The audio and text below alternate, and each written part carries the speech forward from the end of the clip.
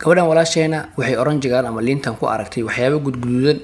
oo ay leedahay waxaan u maleeyay inay dhiig yihiin haddaba ila dhageysta wax yar kadibna aan idin sharxi doono. السلام عليكم Soomaaliyeey bal ila arka liin macaantan dhowr xabo oo liin macaan oo fiiqay oo aan tuuraa jirto oo dhiigaas waxaas dhiigu aan ku arkay waxa igu soo dhacday inaan umada la wadaago bal halayla fiirsho bal waxaas dhiiga ku jira. haddaba haddii aan wax yar sharaxaada ku daro kalarkan inay yeelato oranjigan waa normal waa dabiici maado kiimikaal oo loo yaqaan chrysanthemine ayaa kalarkan u yeesha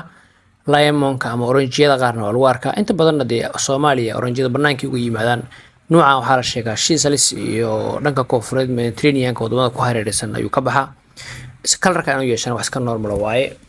waxaa ta la sheegaa oranjiyada kale inuu ka macaan yahay oranjigan blood orange lila looguna magac daray guduudkaas dartiis blood orange loo yiri oranjigu dhiiga camal ah yani loo yiri marka sida ula socda. Assalaamu calaykum warahmatullahi wabarakatuh.